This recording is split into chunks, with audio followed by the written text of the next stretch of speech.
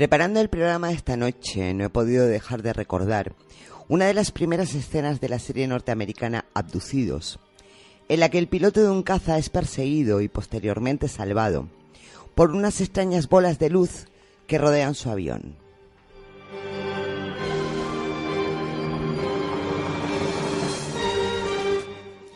No es la primera vez que oigo hablar de esas luces denominadas Foo Fighters y vinculadas desde el momento de su aparición con los objetos volantes no identificados. Como tampoco se me escapa, ni a mí ni a otros muchos, el gran salto tecnológico que hemos vivido a partir de la Segunda Guerra Mundial. Tan grande que casi podríamos decir que hemos pasado de la Edad Media, tecnológicamente hablando, a una época de esplendor y desarrollo científico inusitado.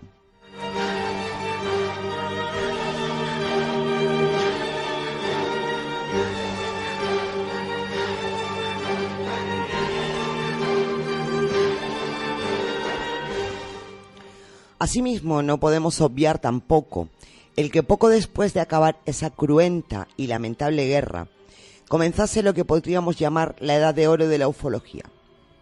Pero de momento dejemos a un lado los ovnis y centrémonos en esos grandes avances que no voy a nombrar, pero sí a cuestionar. Y cuando hablo de cuestionar es porque, como siempre en este mundillo, me surgen muchísimas dudas.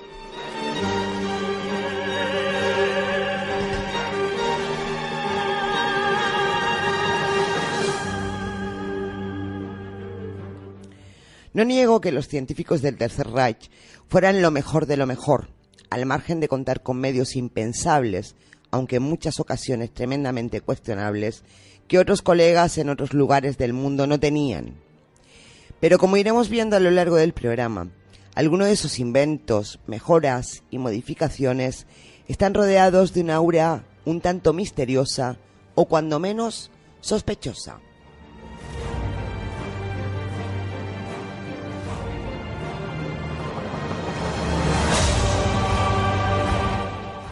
Porque, por ejemplo, ¿cómo consiguieron, supuestamente, motores antigravitatorios o aviones que, haciendo la comparativa, nada tienen que envidiar a la tecnología actual? ¿Por qué estaban los nazis tan fuertemente vinculados a sociedades esotéricas como la de Thule o la de Brill? ¿Podríamos estar hablando de que esa tecnología realmente no era suya?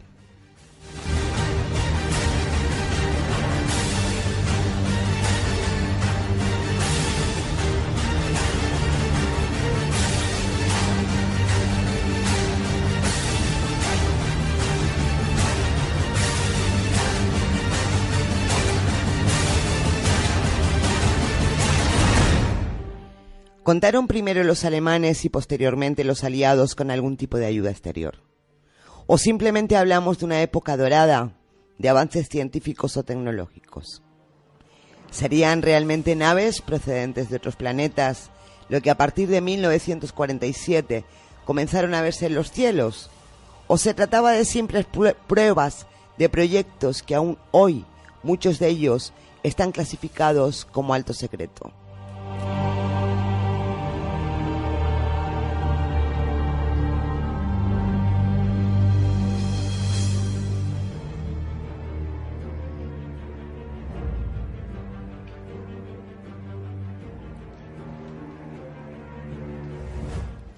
Lo cierto es que lo miremos como lo miremos, algo se oculta entre las sombras macabras, inhumanas y despiadadas que rodearon a los nazis.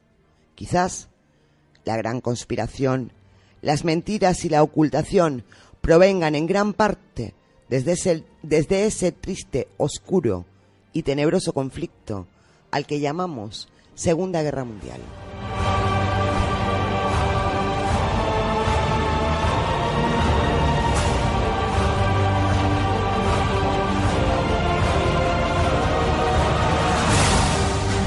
¿Alguno de ustedes ha pensado en algún momento determinado por qué los avistamientos ovnis comienzan a partir del año 1947 con más fuerza. Porque fue precisamente el 24 de junio de 1947, a eso de las 2 de la tarde, cuando el piloto Kenneth Arnold, sobrevolando el Monte Rainier, observó una formación de 9 objetos volantes no identificados que sobrevolaban la zona. Según Kenneth Arnold, eran unas naves circulares que le parecieron que tenían forma de platos invertidos. De ahí viene el término platillos volantes. Kenneth Arnold calculó que la velocidad de estos platillos era de 2.400 kilómetros por hora, una velocidad desconocida en el año 1947. También es verdad que en el año 1947 fue cuando los aliados lanzaron su operación High Jump contra las bases del Tercer Reich en la Antártida. También es el año 1947 cuando se funda la CIA. La Segunda Guerra Mundial terminó en el año 1945 y a partir de ahí, 2 años después, comenzaron a sucederse sin interrupción prácticamente hasta nuestros días las oleadas de avistamientos ovnis. Objetos que hacen en un momento determinado maniobras que son prácticamente imposibles para los aviones que tenemos hoy en día, como puede ser cambiar su dirección de vuelo en ángulo recto o pasar de estar estáticos a una velocidad increíble en instantes.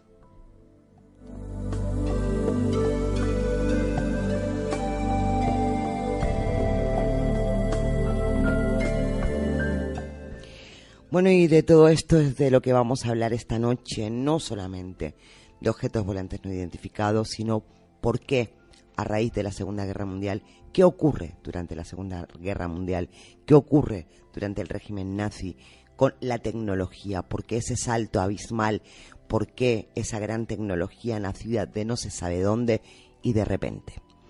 Bueno, pues para hablarnos de este tema tenemos esta noche con nosotros a nuestro amigo, yo creo que ya lo podemos tachar como amigo, David Parcerisa. Buenas noches, David.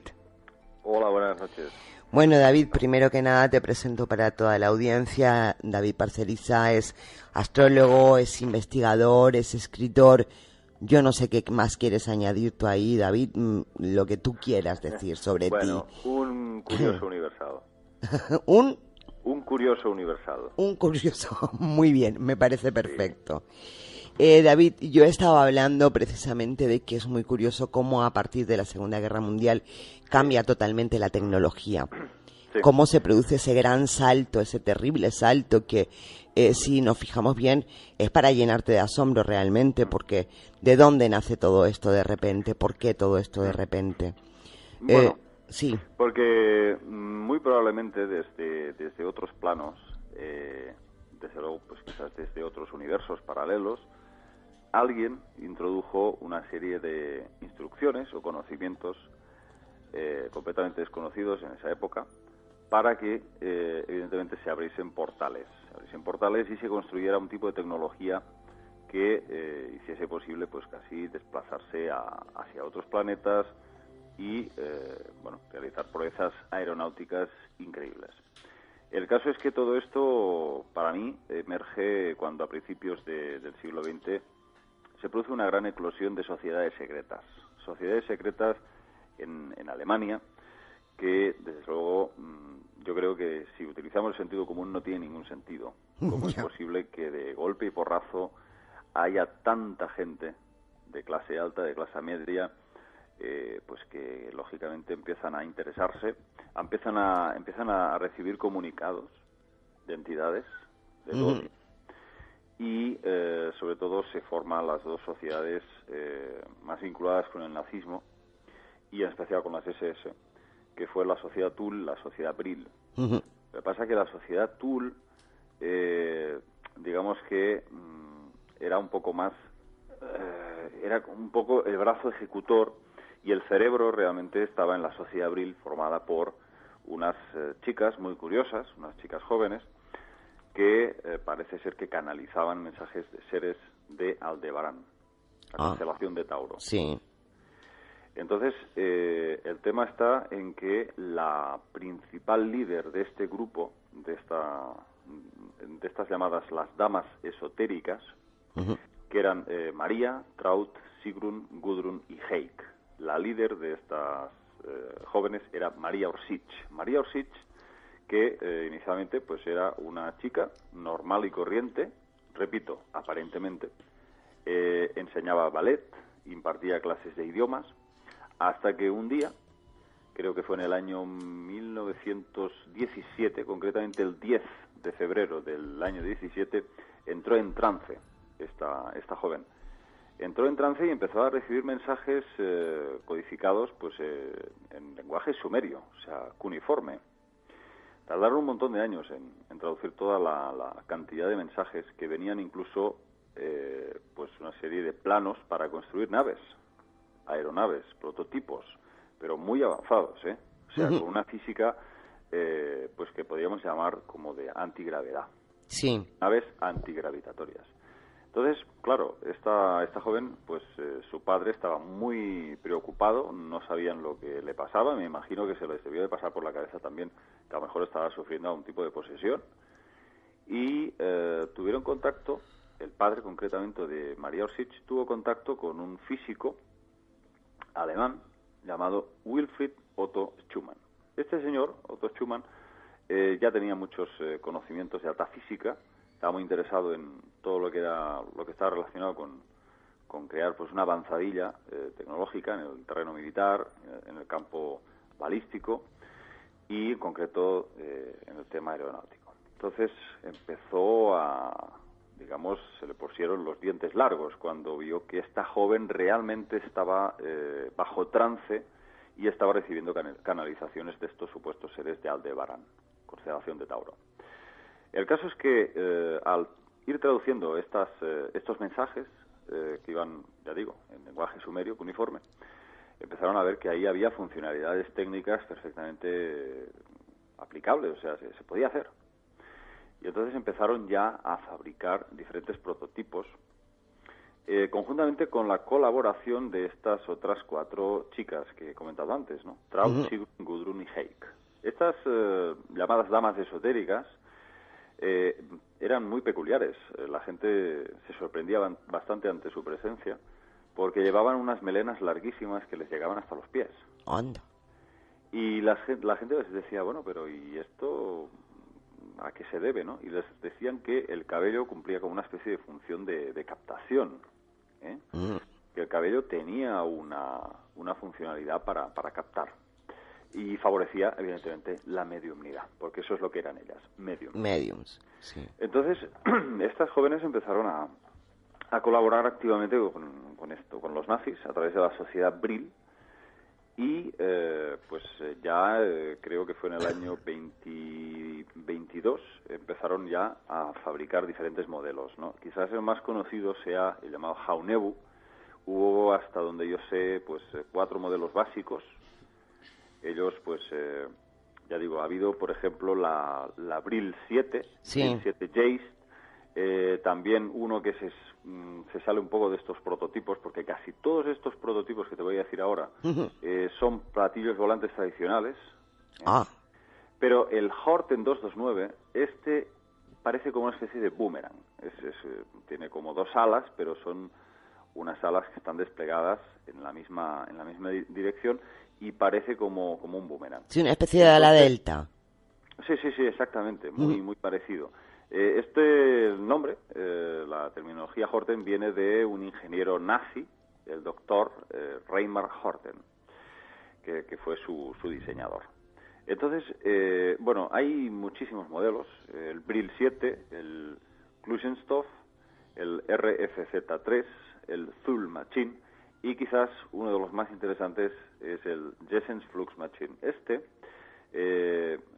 Era capaz de realizar proezas tales como viajar hasta 300.000 kilómetros por hora. O sea, estamos hablando de auténticas locuras a nivel aeronáutico, ¿no? Pero fíjate que estos prototipos, como el Jaunebu 2, medían 31 metros de diámetro por 11 de alto. Alcanzaban velocidades de 6.000 kilómetros hora. evidentemente mucho inferior a lo que te he dicho antes, y incluso parece ser que estos objetos, estos aparatos, podían desplazarse hacia el espacio. Parece ser que incluso, con todo el presupuesto militar que tenían los nazis, utilizando a estas jóvenes, llegaron a levantar una estación orbital llamada Raumschiff, de 139 metros de largo, y que podía contener en su interior varias aeronaves. Espérate un momentito. Sí. Espera, David, porque creo que Eduardo tiene una pregunta antes de que sigamos. Hola, buenas noches, David.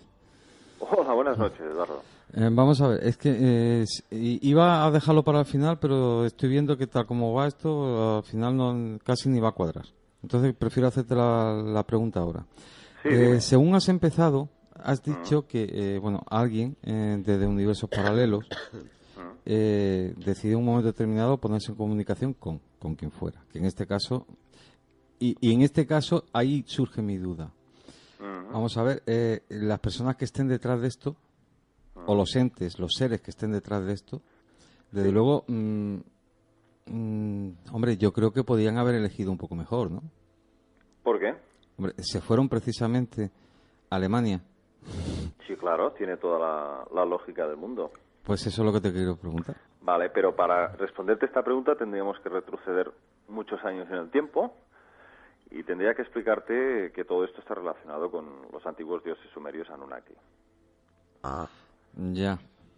Claro. Entonces, bueno, te lo resumo brevemente. El dios sumerio Enlil, conocido como el dios del viento y de las tormentas, fue también el Yahvé bíblico, el sangriento Yahvé bíblico, el que pedía ofrendas rituales, los llamados holocaustos, matanzas terribles de animales, incluso de personas, con lo cual estamos hablando de entidades que hemos tomado por dioses, pero no tienen nada de dioses, Sí. Simplemente son seres reptilianos.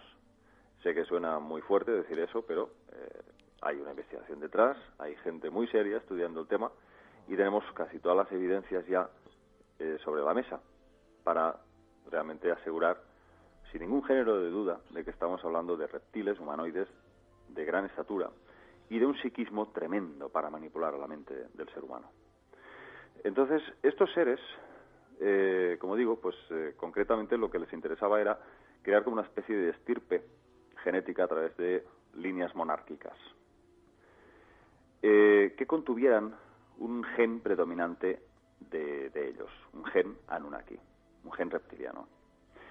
Entonces, gracias a eso, empiezan a instituir pues estas líneas de faraones, de sumos sacerdotes, de monarcas, y todo esto se va extendiendo primero en Babilonia, después en Egipto, y de Egipto se traslada a todas las familias europeas, familias monárquicas europeas. Entonces, bueno, ¿qué ocurre aquí?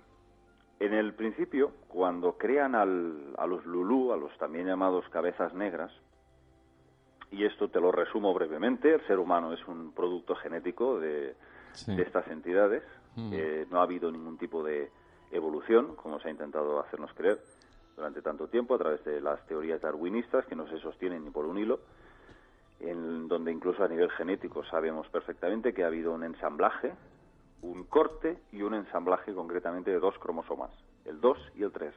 Han sido completamente manipulados genéticamente. Esto la evolución no puede hacerlo. Es posible que tengamos parte de los homínidos, probablemente a través de un mestizaje, un cruce genético. Pero de ahí a decir que venimos del mono es una cosa completamente absurda. Ahí están los monos, desde hace miles de años. No se ha visto aún ningún tipo de evolución en sí mismo. Que haya diferentes ejemplares que hayan dado ese salto evolutivo, ¿no? Entonces, el tema es este. Es muy extenso, pero te lo voy a resumir. Este ser, Enlil, este dios Anunnaki, tan iracundo que pues está descrito perfectamente en la Biblia, como a través de esta raza, los judíos, que luego sabemos que no son autóctonos de Israel, sino que vienen todos, tanto judíos como sumerios, vienen de los montes Cáucaso. Y de ahí viene la raza aria, evidentemente los vikingos, etcétera, los fenicios. Entonces hay un linaje que es el que ellos buscan, el que ellos necesitan para crear estas líneas monárquicas. Y eso es lo que en la Biblia se habla también de la ley de la simiente, en que les hacían incluso procrear con sus propias hermanas. O sea, el incesto no solo era algo mal visto, sino todo lo contrario, era una obligación, porque a ellos lo que les interesaba era perpetuar esas líneas genéticas puras de estos genes Anunnaki, de estos dioses. Entonces, en base a eso, había una ley muy dura que no les permitía, o sea, no les dejaban que se mezclaran con otras razas humanas. Los judíos debían ser puros, esas líneas no podían perderse. De ahí viene Adapa, de ahí viene Moisés, Enoc, etcétera, etcétera. Entonces, y de aquí vienen todos los monarcas. Todos los monarcas se ha podido hacer un estudio genealógico y se ha llegado a la conclusión de que todos provienen de estos primeros personajes bíblicos y sumerios. De alguna forma, yo creo que tiene mucho que ver el nazismo, incluso ya desde el germen del nazismo. Esta rabia, esta especie de racismo contra los judíos. Y uno puede pensar que es contradictorio y sin embargo no lo es. Porque yo lo que veo es que aquí lo que hay es como una especie de venganza.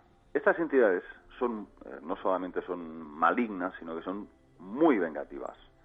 En la Biblia se relata cómo el pueblo de los amalecitas, que atacaron, se interpusieron en su camino durante el éxodo, cuando los israelitas salían de Egipto, hubo una serie de escaramuzas, y pasaron, creo que fueron 4 siglos.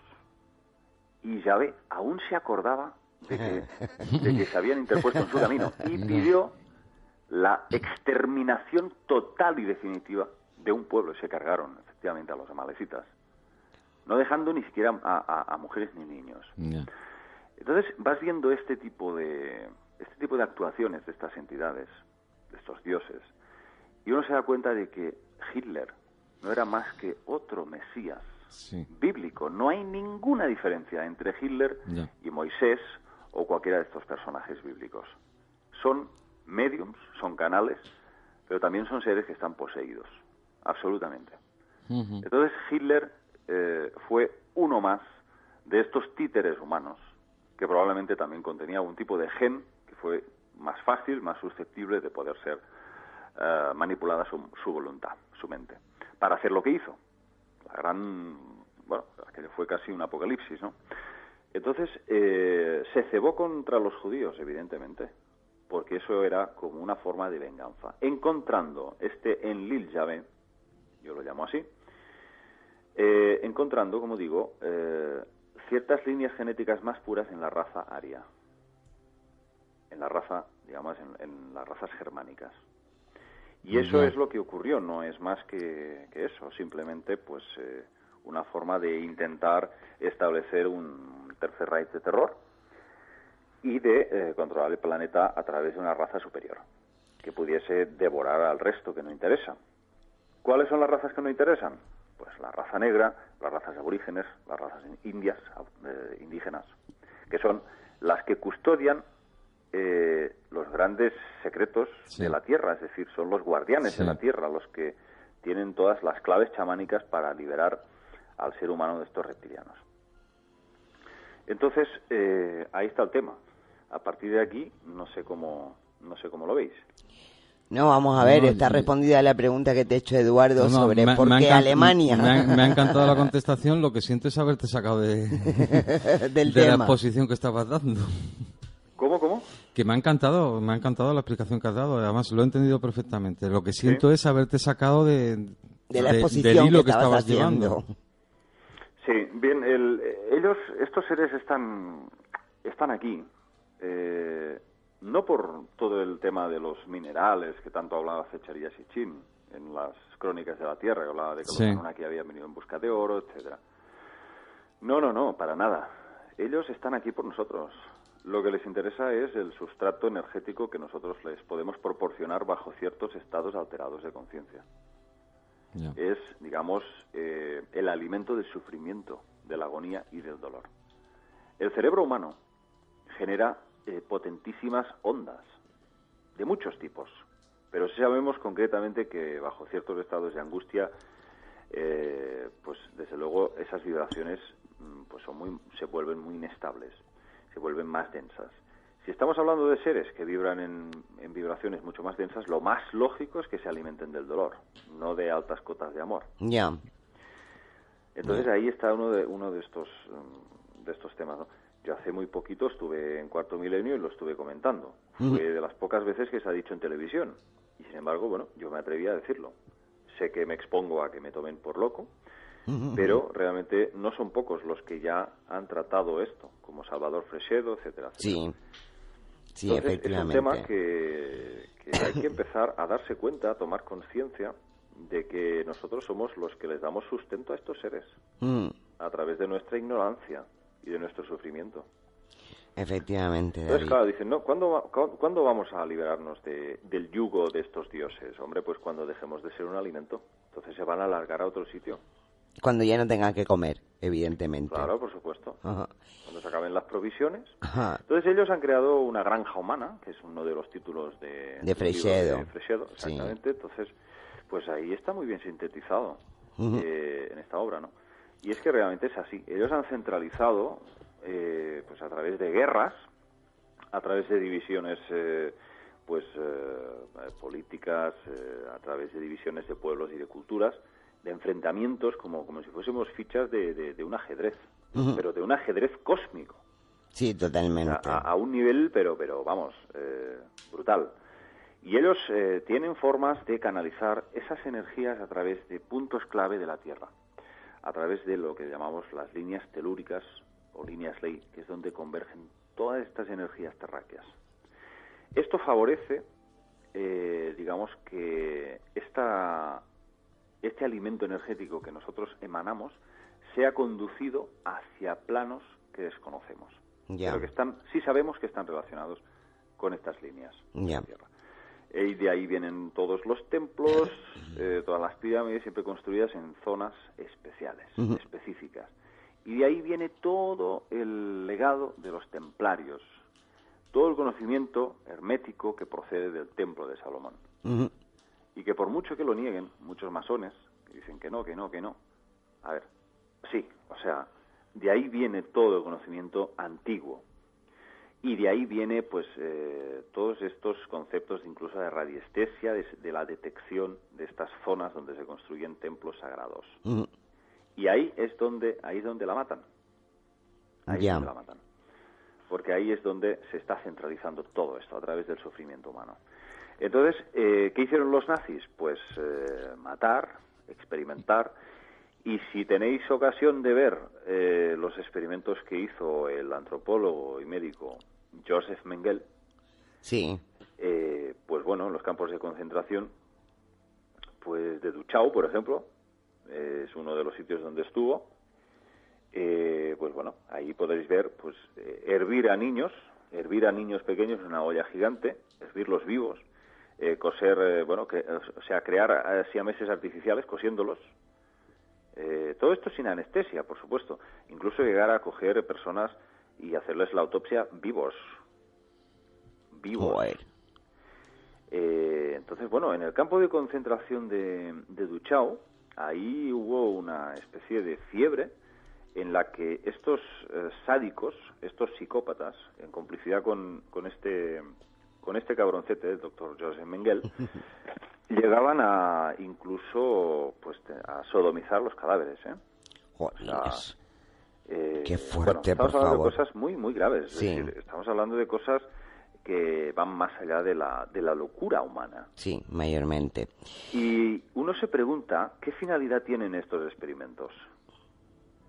Hombre, yo creo que todo está centralizado a comprobar hasta dónde llega el límite del sufrimiento humano. Del sufrimiento humano, efectivamente. Porque no puede tener otra finalidad.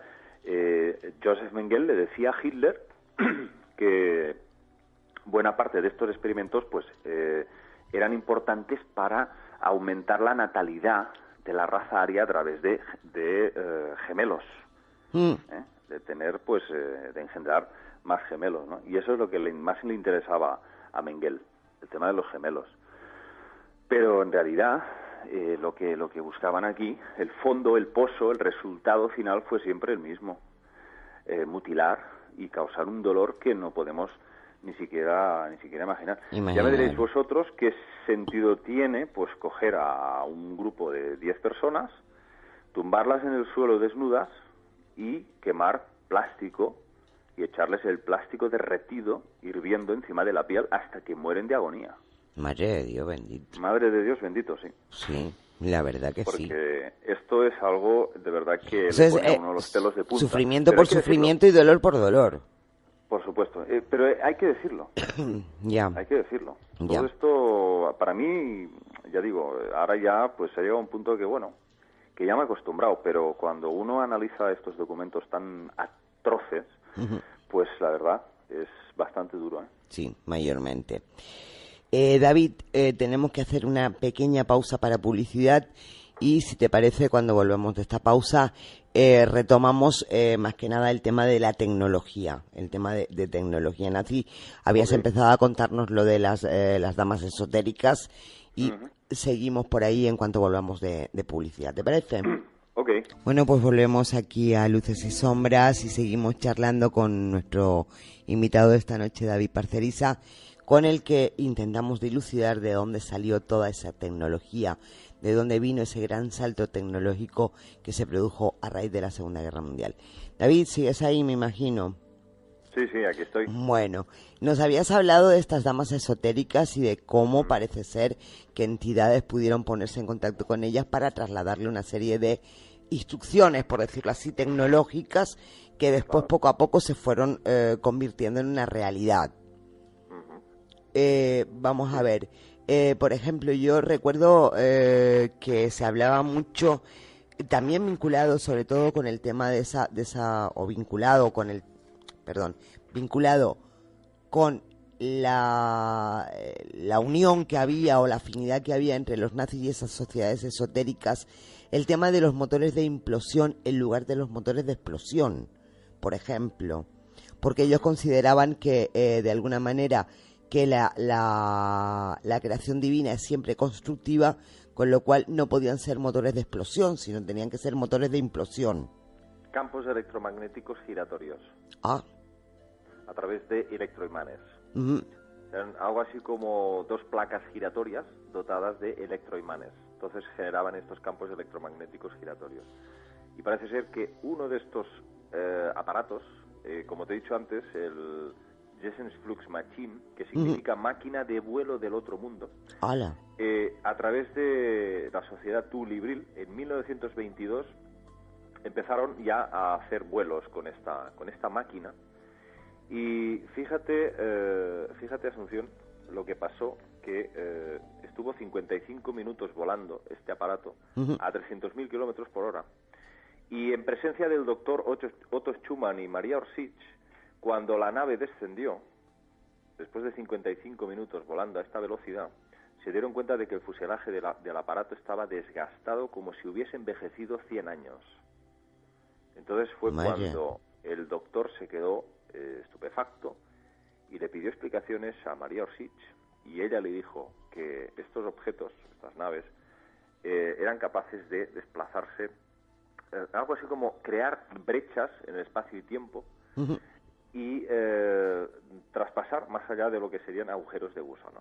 O sea, podían entrar y salir hacia otros planos de la realidad. Los ocultistas nazis denominaban a eso el agujero blanco. No un agujero de gusano o un agujero negro, sino el agujero blanco lo llamaban. Entonces, a partir de aquí, creo que necesitaríamos un físico que nos lo explicara mejor. Ya. Porque parece ser que nos encontramos con una tecnología tremenda.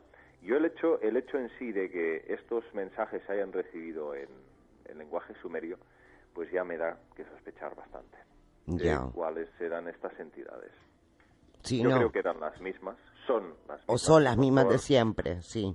Sí, las mismas de siempre, exactamente. David, ¿qué sabes de si llegaron realmente a construir lo que se podría llamar una nave nodriza, el Andrómeda Gerat, el aparato de Andrómeda? Dicen que era algo parecido a una nave nodriza, inmensa, impresionante, pero que de alguna manera no se sabe a ciencia cierta si se llegó a construir antes de terminar la Segunda Guerra Mundial o si se construyó después. Bueno, no lo sé, sinceramente, pero hay rumores, parece que se han podido filtrar a través de... Bueno, vamos a explicar un poco lo que es la operación Paperclip porque es clave. Vale. La operación Paperclip es una operación llevada a cabo desde el Estado Mayor del Pentágono. Parece ser que los americanos tuvieron acceso a toda la documentación, a todos los dossiers que los nazis habían ido compilando durante la Segunda Guerra Mundial. A través de no solamente los experimentos del doctor Joseph Mengele, que fueron clave para, digamos, diseñar el proyecto MK Ultra, de Mind Control, ¿no? Un sistema de control mental a través de traumas, a través de una serie de torturas también bastante duras que podían llegar a desfragmentar la personalidad en varios compartimentos, y cada una de estas diferentes personalidades podía llegar a ser 5, 6, hasta 10 personalidades diferentes en un solo individuo, poder monitorearlas todas ellas, o sea, crear diferentes patrones de conducta, etcétera. Con eso tenemos el asesino perfecto, la prostituta perfecta, el espía perfecto. De aquí vendría luego, es muy extenso, pero luego podría venir pues el tema del proyecto Monarca. Monarca basándose en la imagen de la mariposa monarca, con la que se supone utilizaban para controlar a estos individuos, para controlarles mentalmente.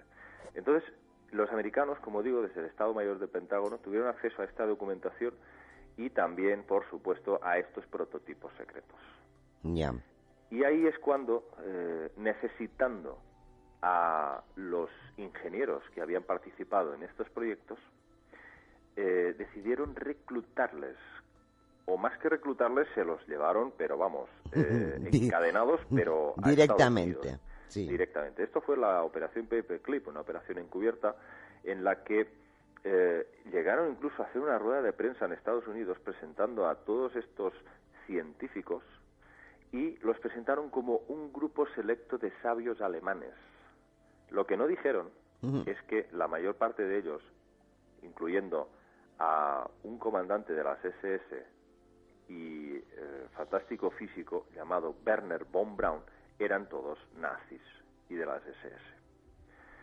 Pero en el caso de Werner von Braun llegó hasta el punto de que este señor lo reclutaron a la base de las Fuerzas Aéreas de Bright Sands para pruebas balísticas, y de ahí pasó al departamento de la NASA para trabajar en todos los proyectos que luego se cristalizaron, por ejemplo, en el proyecto Saturno V, etcétera. Y finalmente, pues lo que cristalizó en la llegada del hombre a la Luna. O sea que fijaos, los primeros, exploradores espaciales, los pioneros en la carrera espacial fueron efectivamente miembros nazis, ¿no? Incluso se llega a desprender de estos informes secretos que tuvo acceso el Pentágono. Se dice que incluso el hombre no llegó a la Luna en 1969, sino en 1942, de la mano de un capitán nazi llamado Werner Heisenberg, a través del prototipo Jaunebu. A través del Jaunebu. En ese momento, no solamente fueron una vez, fueron montones de veces a la Luna, y describen que la Luna no es nada de lo que se nos ha contado, que aquello es una base, y que incluso hoy en día este gobierno, esta élite, están en colaboración con esta especie de ingenieros nazis, y que desde luego pues la derrota de Berlín fue un cuento, es decir, fue un teatro. Los nazis nunca perdieron la guerra, lo único que se trasladaron a otro bando, porque uno se da cuenta, y efectivamente esto es así. O sea, no hay en realidad bandos políticos, ni patriotismos, ni nada. Todo eso es un cuento chino. Aquí lo que importa es el negocio, y la guerra es un negocio. Entonces, Hitler, sabemos que tenía muchísimos contactos con la élite financiera norteamericana, empezando por la Standard Oil de los Rockefeller. Entonces, ahí había una financiación brutal, que fue lo que hizo posible pues que se produjera el engranaje de la guerra, gracias a ese dinero. Madre, la verdad que son cosas crudas lo que está costando, ¿eh? Bueno, sí, pero es que todo tiene su conexión con el pasado del ser humano. Y ahí vemos siempre la mano de los mismos seres. Ya, siempre es lo mismo, siempre. Exactamente. David, ¿qué nos puedes contar de esas bolas de fuego? Que los Foo Fighters que acompañaban durante kilómetros a los aviones aliados, que los tenían locos, que no sabían exactamente qué eran. Sí, se encontraban los rusos, los americanos, todos se encontraban con estos. Bueno, claro, aquí parece como que aquí hay dos cosas. Una es que nos estamos llevando la sorpresa ya hace tiempo que nos vamos dando cuenta los ufólogos o los omnílogos de que realmente buena parte de los avistamientos que hubo a partir del año 47 con el piloto civil Kenneth Arnold, como tú has comentado al principio, pues quizás no pertenezcan a naves extraterrestres, sino que sean prototipos nazis. Ya. Entonces, el mismo dibujo que hizo Kenneth Arnold cuando vio los 9 famosos platillos, que decía así, eran como unos platillos que rebotaban encima del agua, ¿no? Eran, claramente el mismo modelo que el Horten 229 de los nazis, pero clarísimo. Entonces, viendo esa forma, no tenemos por qué recurrir a que era nada extraterrestre. Probablemente fue un prototipo de estos nazis, ¿no? Y además, pues 2 años después de finalizada la Segunda Guerra Mundial, empieza todo este mogollón de los ovnis en Estados Unidos, y es donde siempre se ha cocido este tema de forma más intensa, y tenemos motivos para pensar que haya habido ahí una filtración, por un lado, de operaciones encubiertas que estén relacionadas con este, repito, oculto régimen nazi, y además de la incursión de entidades interdimensionales, porque desde luego ha habido desde entonces hasta hoy montones de aterrizajes de naves y desde luego que no descendían de las naves oficiales de las SS, sino que hablamos eran de otras seres humanoides con diferentes morfologías, pero que evidentemente no parecían humanos. Vale. Entonces parece como que aquí hay un nexo entre estos nazis, estas tecnologías, y probablemente la forma de que debieron de encontrar una forma de abrir portales. Vale, Yo mira, estoy en eso. Por aquí tenemos un oyente, Ramón, que nos comenta que si crees que uno de los primeros países en utilizar tecnología para hacernos creer en los ovnis pudieron ser los nazis. A ver, la pregunta la veo un poco cínica, porque no se trata de creer, se trata de tener información. La información es poder.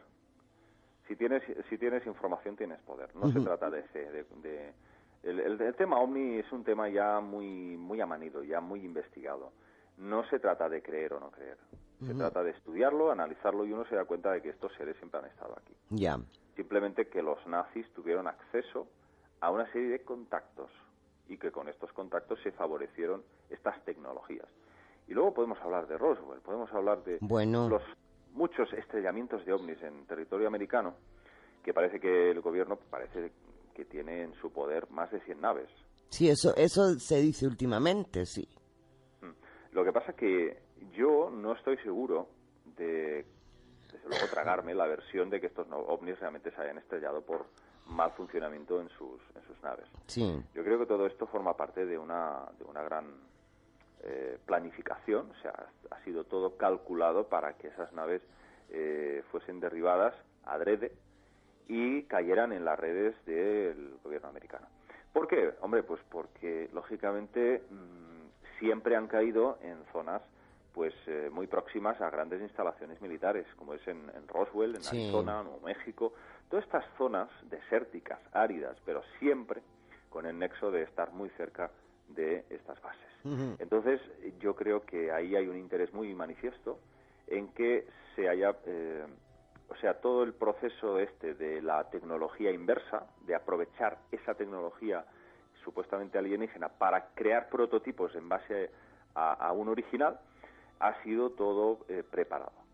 Ya. Vamos a ver, por aquí tengo, si te parece, empezamos a pasar a preguntas de oyentes porque ya se nos está yendo la hora de mala manera. Vamos a ver, por aquí hay gente que dice que, por ejemplo, tenemos a Ángeles que nos pregunta si no crees que todo este tema, bueno, lo acabas de decir tú de alguna manera, el tema de los ovnis no es más que un gran teatro, pero eso sí puesto por los gobiernos y por estos seres a los que llamamos extraterrestres, para que miremos hacia el cielo y no miremos a que quizás estén interactuando con los gobiernos de la Tierra. Hombre, por supuesto que llevan... Es que, a ver, el tema hay que enfocarlo de otra forma, aún más profunda. Y lo he dicho muchas veces, pero lo voy a repetir por enésima vez. Los malos ya están aquí, han estado siempre aquí. Lo que hay que tratar ahora es establecer contacto con los positivos, con los seres benévolos. Ya. Es decir, la humanidad ha sido tomada ya Sí. ha sido tomada, desde hace miles de años. O sea, aquí todo son, pues, sí, en cierta forma es un teatro, en cierta forma. Ya. Un teatro para manipular nuestras mentes y nuestras percepciones a través de una matrix holográfica. Ya. Si antes el ser humano, los llamados Lulú, hablamos de la época sumeria, los tenían con una correa como perros, estos grandes dioses, que son altísimos, repito, de 3 a 6 metros de altura, y que por eso vemos esas enormes catedrales, esos grandes templos tan altos. Y uno se pregunta, ¿por qué es tan alto esto? ¿Por qué son tan altas estas puertas? Hombre, pues lógicamente porque ahí es donde entraban ellos para ser venerados por nosotros. Ah, hay Entonces, que tenerlo en cuenta. Claro, por supuesto. Entonces, si antes llevábamos una correa en el cuello, porque hay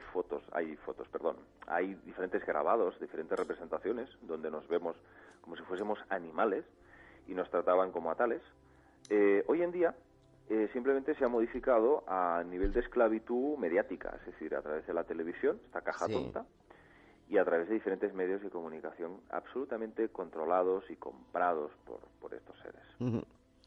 Interesante. Pero la esclavitud es la misma. Ya, sí, de una manera o de otra, pero... Claro.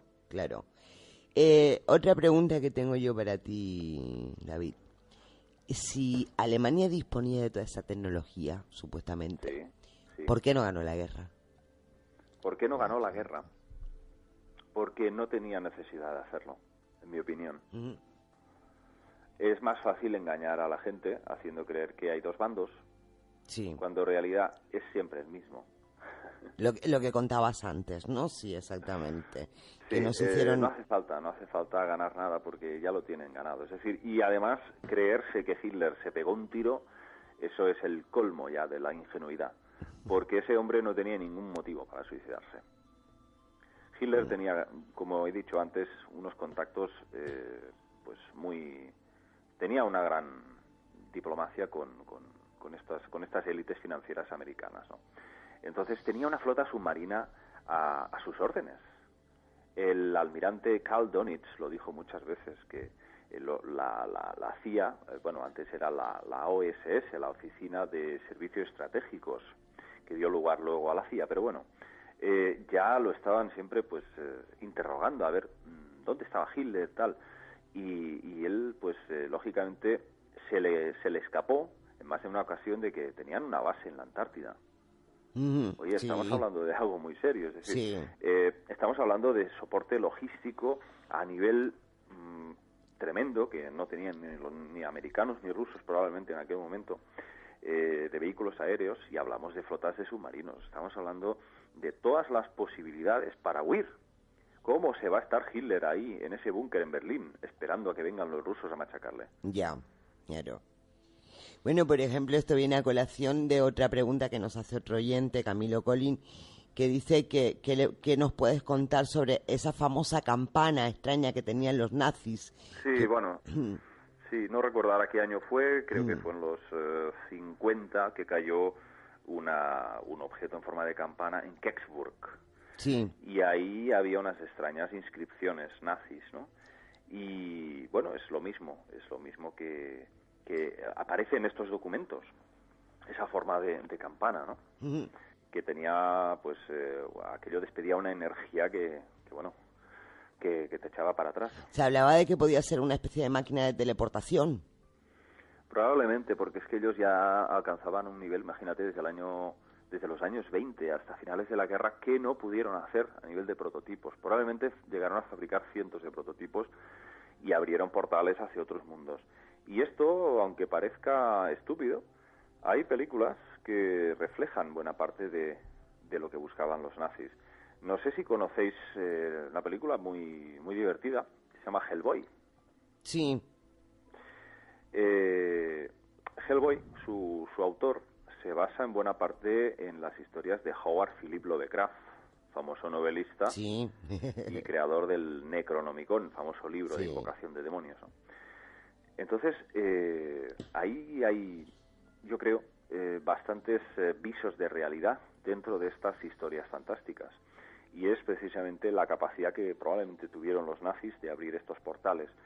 ¿Y qué es lo que pudo colarse a través de ellos? Pues no sé, pero me extraña bastante que a partir, como digo, del año 47, 2 años después de la finalizada la guerra, haya empezado toda esta manifestación de entidades, toda esta comparsa del absurdo, porque a nosotros se nos antoja de absurdo desde la lógica humana. ¿Cómo es posible que bajen estos objetos, se dejen ver, cómo descienden, cómo a veces hay casos en Estados Unidos increíbles en que bajan a pedir un vaso de agua a un pobre campesino y lo dejan completamente traumatizado? Sí, o sea, hay casos que realmente a un campesino le vienen y le dejan paralizado en el suelo y se llevan los conejos. Sí, por ejemplo. Sí. Cosas completamente absurdas, triviales, cosas que no... entonces, bueno, uno se pregunta si estos seres quizás no vengan de otras galaxias, quizás vienen de otros universos, de Puede portales ser que en la Tierra se han abierto. Sí. Alguien los ha abierto. Alguien los ha abierto. Siguen las preguntas de los oyentes por aquí. Muchas se desvían del tema de tecnología nazi, pero bueno, habla más bien de Anunnakis y reptilianos, ¿vale? Por ejemplo, tenemos a TR Ramírez, que dice que le encanta tu saga de los Anunnakis, pero que ¿qué crees tú que todo... No, perdón. ¿Pero crees que todo lo expuesto por David Icke acerca de los Anunnakis es real o a veces exagera ajustándolo a su punto de vista personal? Bueno, está lógico, está claro, y es lógico, que cada investigador adapta el fenómeno a su visión. Y eso a veces se traduce en una ligera deformación, ¿vale? Ya. Entonces hay que estar muy abierto, hay que saber extraer la parte buena de cada investigador. David Icke tiene cosas muy buenas, cosas no tan buenas, pero yo te podría decir que para mí es uno de los mejores y de los que, digamos, más ha despertado conciencias a nivel de conspiraciones. La gente se ha dado cuenta de que nos están dando gato por liebre. Ya. Entonces, yo creo que tiene mucho mérito lo que ha hecho David Icke. Y en el tema de los reptilianos concretamente, sí creo que se acerca bastante, por no decir mucho, a la realidad. El tema de los Anunnaki, entendiéndolos como seres reptiloides metamórficos, parece que tienen la propiedad de cambiar de forma. Aquí no estoy de acuerdo con él al 100% si se trata de una capacidad biológica. Él dice que sí. Él habla de genes incorporados que les permiten efectivamente pasar de humanos a reptiles. No lo niego, me abro absolutamente a esa posibilidad, pero también contemplo otra opción, que es que tengan una genética que les permita interactuar con otros planos dimensionales, y entonces ya la física que conocemos pues se va por los aires, se evapora. Sí. Y es la única forma de llegar a entender algo de qué va todo esto. Porque yo os puedo asegurar que me escribe cientos de personas que han visto a estos seres transformarse ante sus ojos. Ya. Cientos de personas que a diario, ahora mismo, en estos momentos en el mundo, están siendo abducidas. Sí. Están sufriendo episodios de abducción, en los que ya no se pueden explicar por más teorías estúpidas psiquiátricas que ha habido, pues... bueno, por no decir miles de intentos de ofrecer tesis psicopatológicas para justificar estas hipotéticas alucinaciones, cuando estos seres, desde luego, sus manifestaciones han sido probadas de todas las formas, bajo todos los elementos, a través de elementos químicos en el polvo, por ejemplo. Se ha examinado bajo microscopio el polvo que había en la habitación donde la persona ha sido abducida y ofrece a la vista de los investigadores formas geométricas. Formas geométricas. Formas geométricas, sí. Y esto hay muy poca gente que lo sepa. Entonces, sin hablar de implantes. Sí, bueno, ya si nos metemos en los implantes ya vamos. De implantes, y no solamente es ese señor tan famoso, Estados Unidos, creo que se llamaba Richard Price, sí, que le sacaron también uno de estos objetos. Hay muchísimos casos, muchísimos. Y es algo que ya, pues como dice el doctor químico de la Universidad de Pisa, en Italia, Corrado Malanga, él siempre dice, yo ya hace 25 años que me cansé de buscar pruebas, de intentar convencer a la gente. No, es que dice, ya no se trata de eso. Es que, ya no hay más ciego que el que no quiere ver. Simplemente, ¿qué vas a aportar de pruebas si los que están detrás del poder se encargan de eliminarlas, se encargan de confundirlas, se encargan de tergiversarlas para que la gente no se entere de la gran verdad? Ya. Es que este es el problema. Claro, claro. Yo también me he cansado ya. Yo ahora mismo estoy investigando el caso de una chica que tiene pues una serie de abducciones y ahora mismo tengo en mis manos la posibilidad de poder demostrar de una forma científica, física, médica, declarada por un especialista de que ha tenido una intervención quirúrgica esa persona y que no se puede explicar racionalmente. Yeah. Sin embargo, te repito que aunque está bien tener siempre unas pruebas físicas palpables, no es a este nivel en que hemos llegado de investigación, no es tan relevante como hace 20 años, porque ya sabemos de qué va todo esto. Ya, efectivamente. Por aquí no es exactamente una pregunta, sino un comentario que nos hace un oyente, Sheve, que dice que él en lugar de reptilianos los llama psicópatas, porque dice que se entiende mejor porque que es una línea genética totalmente desprovista de empatía y que tienen una apariencia humana o humanoide, pero que no son humanos porque precisamente es imprescindible la empatía y la compasión para hacerlo.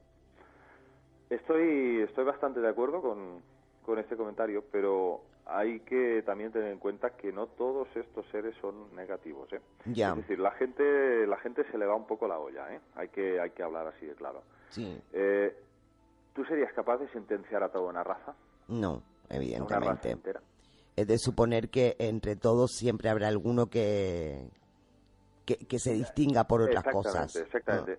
Yo incluso me han llegado noticias de que estas razas, estos reptiles, hay algunos de ellos que son extremadamente sabios, seres dotados de un psiquismo muy grande y que han logrado desde hace milenios desarrollar empatía.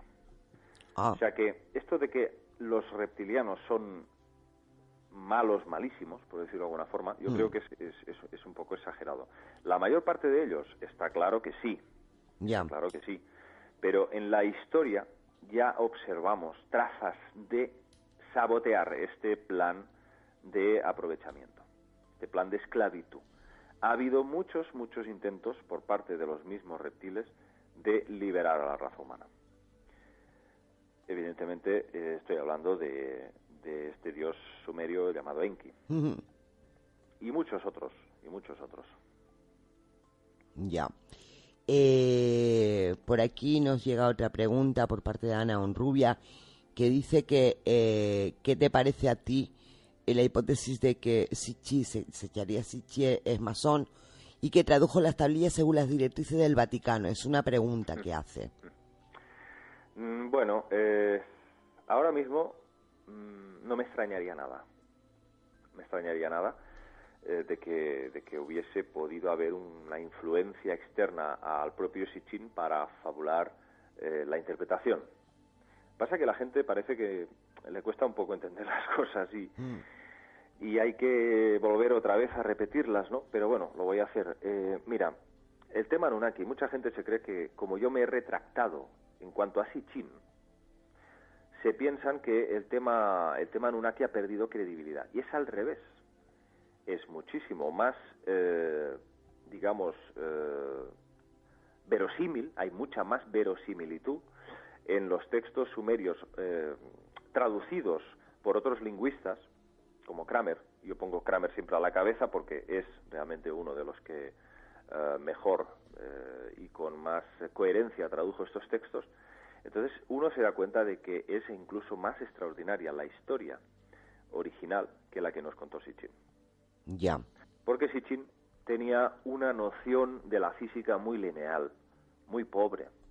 Y eso mismo que ha dicho esta oyente, efectivamente es como un poco religioso el matiz que le quiere dar Sitchin al tema. Es como que son nuestros creadores y por lo tanto tenemos que seguir venerándolos.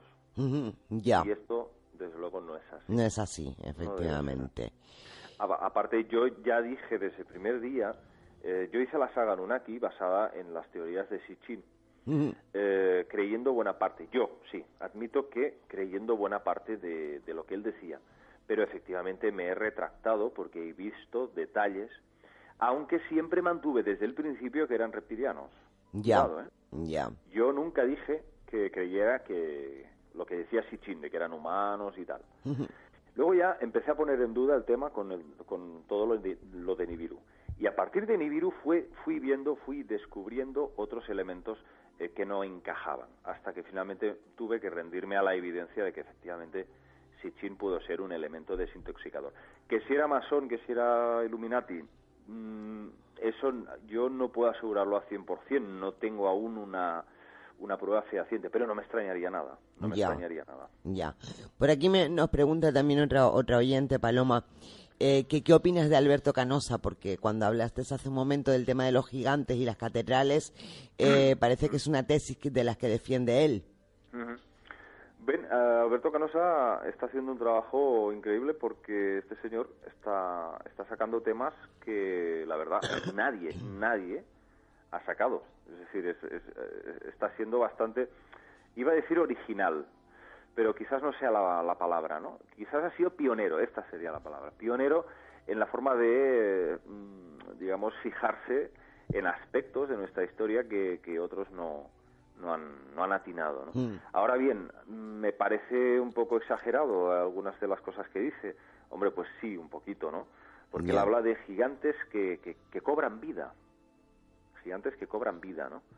Y que están bajo tierra. Él habla de la cueva de Hércules, habla de montones de aspectos históricos muy, muy, muy importantes.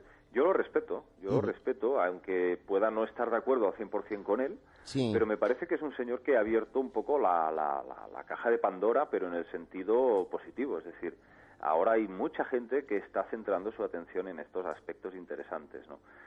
Y bueno, él quizás es bastante radical en algunos aspectos. Yo no comparto ese punto de fanatismo, pero es un señor que le tengo respeto porque ha hecho un trabajo interesante.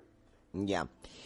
Por aquí, bueno, nos preguntan la exposición que hace bastante más larga, pero Cheve también nos pregunta por el tema de la gente de la Tierra Hueca, con su gran tecnología, sus ovnis incluso. Sí. Que... Bueno, sí, ya sé por dónde vas, pero el tema de la Tierra Hueca yo no lo tengo muy claro desde un punto de vista de la física, porque tengo amigos que son físicos y yo les pregunto constantemente sobre estas cuestiones.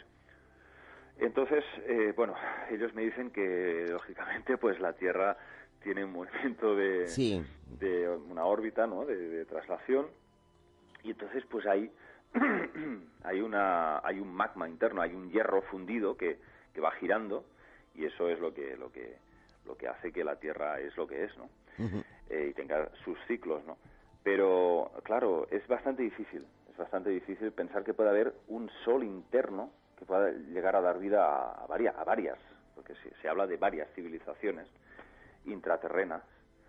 Entonces, claro, yo sí creo que quizás no tanto que la Tierra sea hueca propiamente, pero sí que hay kilométricas extensiones de cavernas subterráneas y que puedan albergar, por supuesto, diferentes civilizaciones. De eso estoy convencido. Vale. De eso estoy convencido, vamos.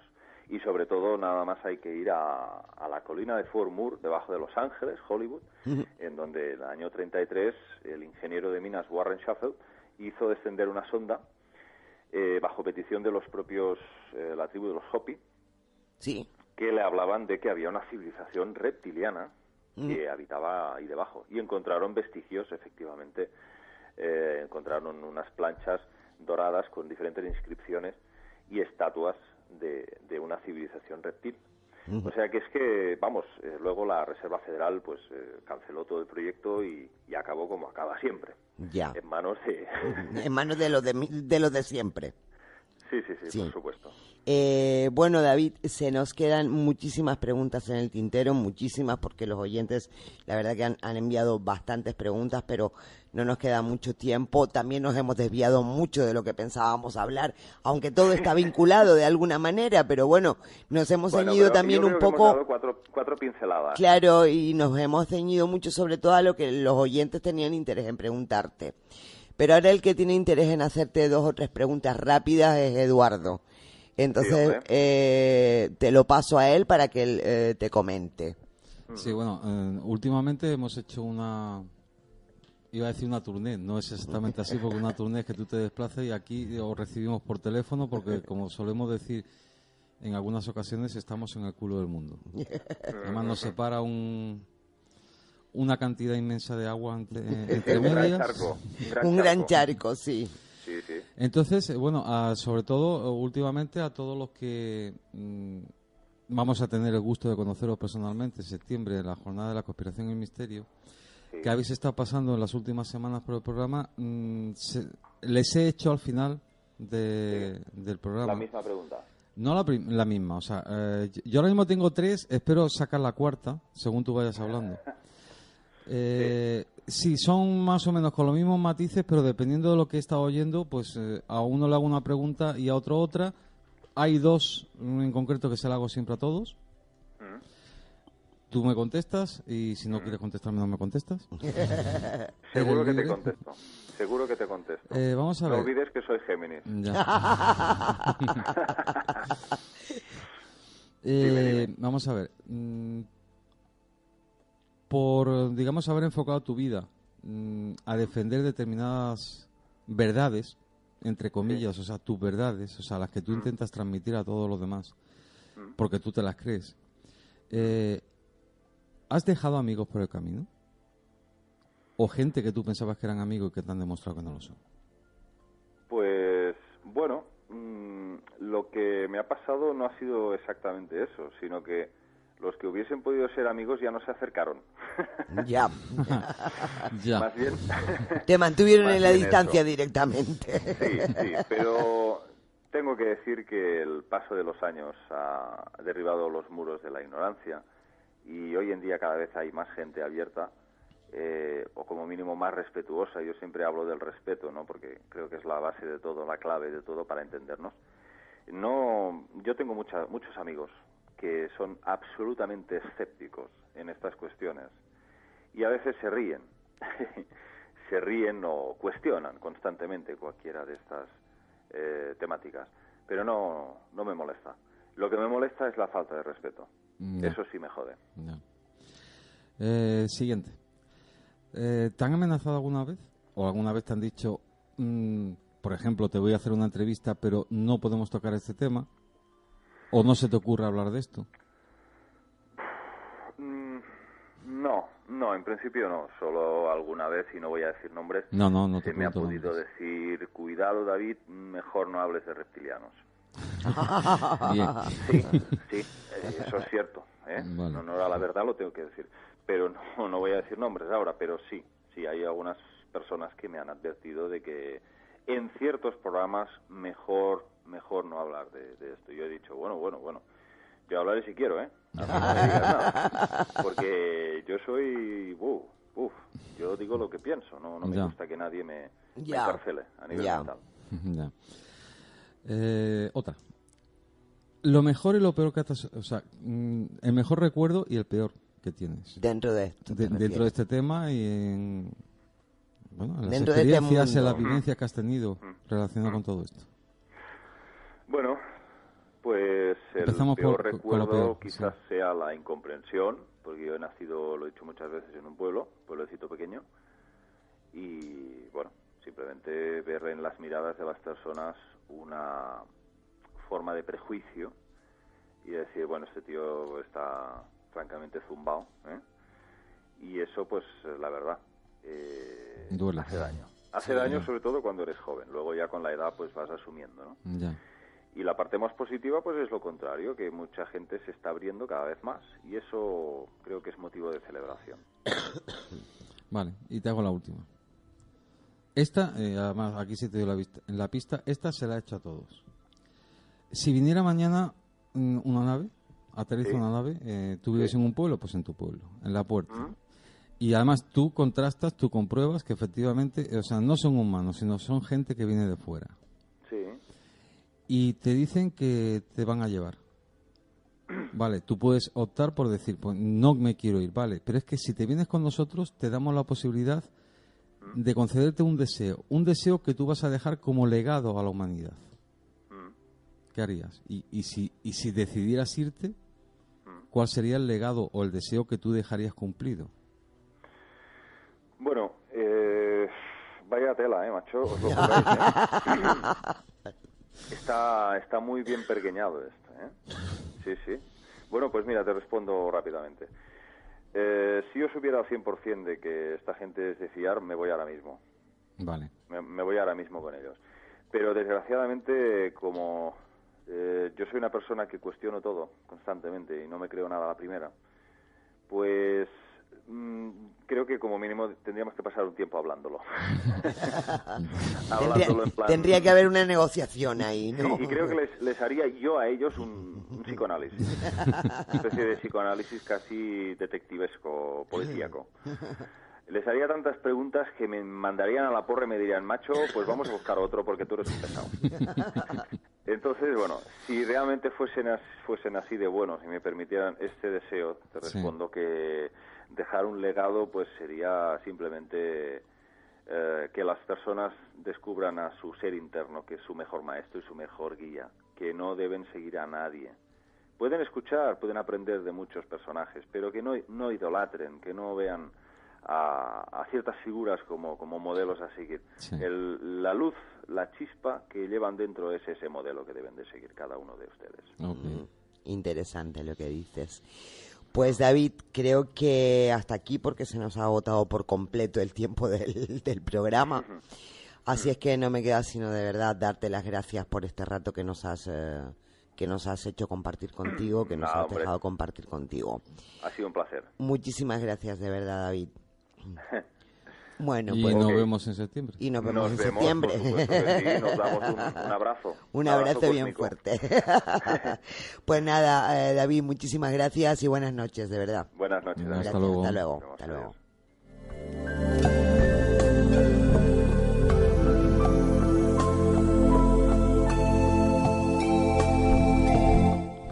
Bueno, pues hoy no hay tiempo ni para comentarios, Eduardo. Se acabó, no tenemos más tiempo. Es lo que sucede de vez en cuando. Así es. Y todo lo que se ha quedado por el camino. Vamos a ver, para preguntar, para comentar. Preguntas de oyentes se han quedado en el tintero muchísimas, pero bueno, ya tendremos más oportunidades. Así es que no me queda sino darte las gracias por compartir. Como siempre ha sido un placer. Este rato de radio con nosotros, darle las gracias a nuestro técnico Roberto por haber hecho que todo funcione y, como no, gracias a todos ustedes, queridos oyentes, por una noche más habernos sido fieles. Me despido diciéndoles lo mismo de siempre, que no nos crean a nosotros, que busquen, que indaguen, que se documenten, que lean y que a partir de ahí saquen ustedes sus propias conclusiones. Conocimientos completamente desconocidos en esa época, para que evidentemente se abriesen portales y se construyera un tipo de tecnología que hiciese posible pues casi desplazarse hacia otros planetas y realizar proezas aeronáuticas increíbles. El caso es que todo esto para mí emerge cuando a principios del siglo XX se produce una gran eclosión de sociedades secretas en Alemania, que desde luego yo creo que si utilizamos el sentido común no tiene ningún sentido. ¿Cómo es posible que de golpe y porrazo haya tanta gente de clase alta, de clase media, pues que lógicamente empiezan a interesarse, empiezan a recibir comunicados de entidades de todo tipo. Y sobre todo se forman las dos sociedades más vinculadas con el nazismo y en especial con las SS, que fue la sociedad Thule, la sociedad Brill. Lo que pasa es que la sociedad Thule, digamos que era un poco más, era un poco el brazo ejecutor, y el cerebro realmente estaba en la sociedad Brill, formada por unas chicas muy curiosas, unas chicas jóvenes, que parece ser que canalizaban mensajes de seres de Aldebarán, la constelación de Tauro. Sí. Entonces, el tema está en que la principal líder de este grupo, de estas llamadas las damas esotéricas, que eran María, Traut, Sigrun, Gudrun y Heik. La líder de estas jóvenes era María Orsic. María Orsic, que inicialmente pues era una chica normal y corriente, repito, aparentemente, enseñaba ballet, impartía clases de idiomas, hasta que un día, creo que fue en el año 1917, concretamente el 10 de febrero del año 17, entró en trance esta joven. Entró en trance y empezó a recibir mensajes codificados pues en lenguaje sumerio, o sea, cuneiforme. Tardaron un montón de años en traducir toda la cantidad de mensajes, que venían incluso pues una serie de planos para construir naves, aeronaves, prototipos, pero muy avanzados, o sea, con una física pues que podríamos llamar como de antigravedad. Sí. Naves antigravitatorias. Entonces, claro, esta joven, pues su padre estaba muy preocupado, no sabían lo que le pasaba, me imagino que se les debió de pasar por la cabeza también. Illuminati, you've got to take control. You can take my heartbeat, but you can break my soul. We all shall be free. Preparando el programa de esta noche, no he podido dejar de recordar una de las primeras escenas de la serie norteamericana Abducidos, en la que el piloto de un caza es perseguido y posteriormente salvado por unas extrañas bolas de luz que rodean su avión.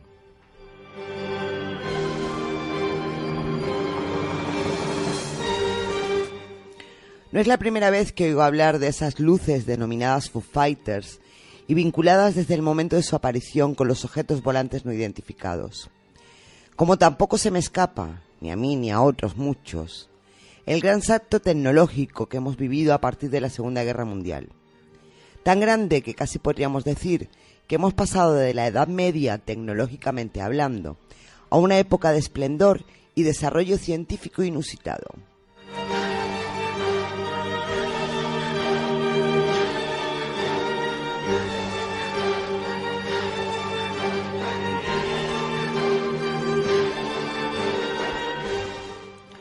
Asimismo, no podemos obviar tampoco el que poco después de acabar esa cruenta y lamentable guerra, comenzase lo que podríamos llamar la edad de oro de la ufología. Pero de momento dejemos a un lado los ovnis y centrémonos en esos grandes avances que no voy a nombrar, pero sí a cuestionar. Y cuando hablo de cuestionar es porque, como siempre en este mundillo, me surgen muchísimas dudas.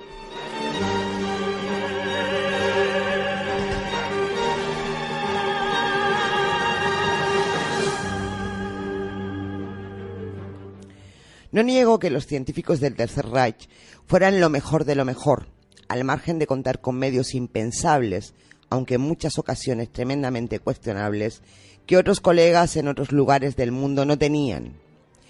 Pero como iremos viendo a lo largo del programa, algunos de sus inventos, mejoras y modificaciones están rodeados de una aura un tanto misteriosa o cuando menos sospechosa.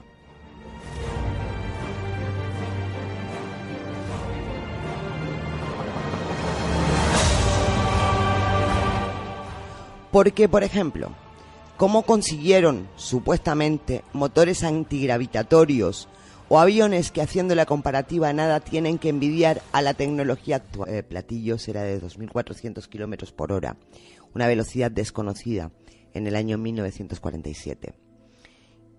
También es verdad que en el año 1947 fue cuando los aliados lanzaron su operación High Jump contra las bases del Tercer Reich en la Antártida. También es el año 1947 cuando se funda la CIA. La Segunda Guerra Mundial terminó en el año 1945 y a partir de ahí, 2 años después, comenzaron a sucederse sin interrupción prácticamente hasta nuestros días las oleadas de avistamientos ovnis. Objetos que hacen en un momento determinado maniobras que son prácticamente imposibles para los aviones que tenemos hoy en día, como puede ser cambiar su dirección de vuelo en ángulo recto o pasar de estar estáticos a una velocidad increíble en instantes.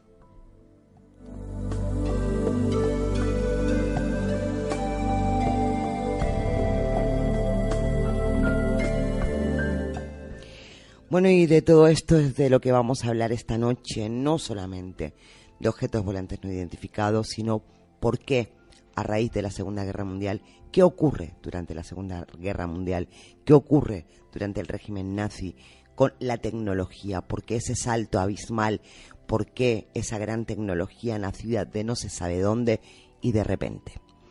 Bueno, pues para hablarnos de este tema tenemos esta noche con nosotros a nuestro amigo, yo creo que ya lo podemos tachar como amigo, David Parcerisa. Buenas noches, David. Hola, buenas noches. Bueno, David, primero que nada te presento para toda la audiencia. David Parcerisa es astrólogo, es investigador, es escritor. Yo no sé qué más quieres añadir tú ahí, David, lo que tú quieras decir sobre ti. Bueno, un curioso universado. Un curioso universado. Un curioso, muy bien, me parece perfecto. David, yo estaba hablando precisamente de que es muy curioso cómo a partir de la Segunda Guerra Mundial cambia totalmente la tecnología. Sí. Cómo se produce ese gran salto, ese terrible salto que, si nos fijamos bien, es para llenarte de asombro realmente, porque ¿de dónde nace todo esto de repente? ¿Por qué todo esto de repente?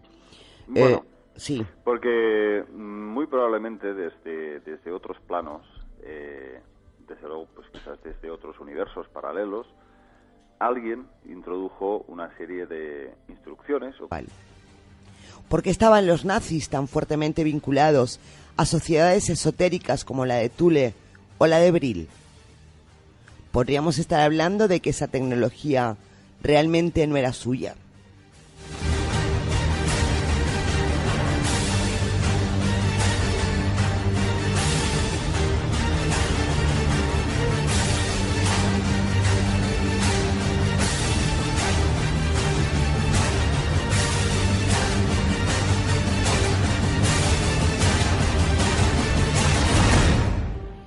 ¿Contaron primero los alemanes y posteriormente los aliados con algún tipo de ayuda exterior? ¿O simplemente hablamos de una época dorada de avances científicos o tecnológicos? ¿Serían realmente naves procedentes de otros planetas lo que a partir de 1947 comenzaron a verse en los cielos? ¿O se trataba de simples pruebas de proyectos que aún hoy muchos de ellos están clasificados como alto secreto?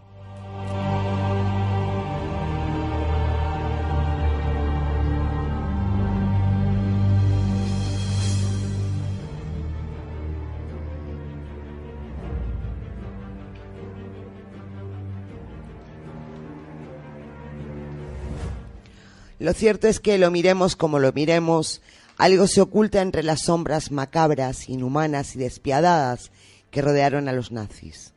Quizás la gran conspiración, las mentiras y la ocultación provengan en gran parte desde ese triste, oscuro y tenebroso conflicto al que llamamos Segunda Guerra Mundial.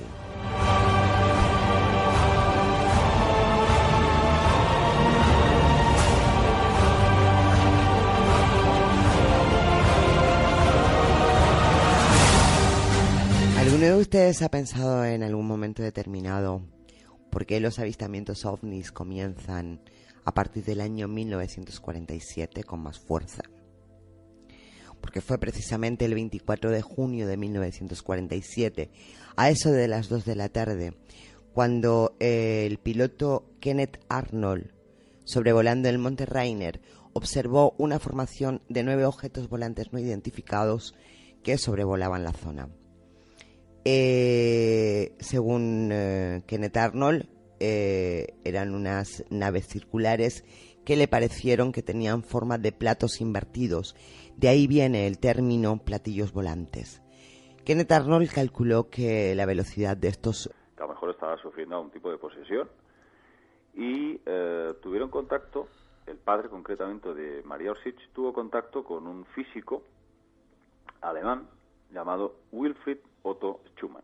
Este señor, Otto Schumann, ya tenía muchos conocimientos de alta física, estaba muy interesado en todo lo que estaba relacionado con crear pues una avanzadilla tecnológica en el terreno militar, en el campo balístico y en concreto en el tema aeronáutico. Entonces empezó digamos, se le pusieron los dientes largos cuando vio que esta joven realmente estaba bajo trance y estaba recibiendo canalizaciones de estos supuestos seres de Aldebarán, constelación de Tauro. El caso es que al ir traduciendo estos mensajes, que iban, ya digo, en lenguaje sumerio, cuneiforme, empezaron a ver que ahí había funcionalidades técnicas perfectamente aplicables, o sea, se podía hacer. Y entonces empezaron ya a fabricar diferentes prototipos, conjuntamente con la colaboración de estas otras 4 chicas que he comentado antes, ¿no? Traut, Sigrun, Gudrun y Heik. Estas llamadas damas esotéricas eran muy peculiares. La gente se sorprendía bastante ante su presencia porque llevaban unas melenas larguísimas que les llegaban hasta los pies. Anda.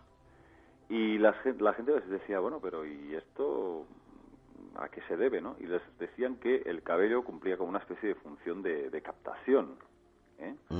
Que el cabello tenía una funcionalidad para captar.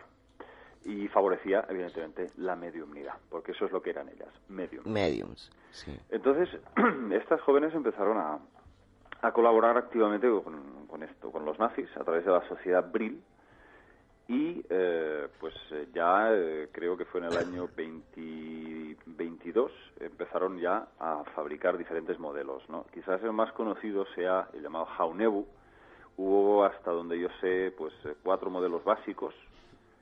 Ellos, ya digo, ha habido, por ejemplo, la Brill 7, sí. Brill 7 Jace, también uno que se sale un poco de estos prototipos, porque casi todos estos prototipos que te voy a decir ahora son platillos volantes tradicionales. Pero el Horten 229, parece como una especie de boomerang. Tiene como 2 alas, pero son unas alas que están desplegadas en la misma dirección y parece como un boomerang. Sí, una especie de ala delta. Sí, exactamente, muy parecido.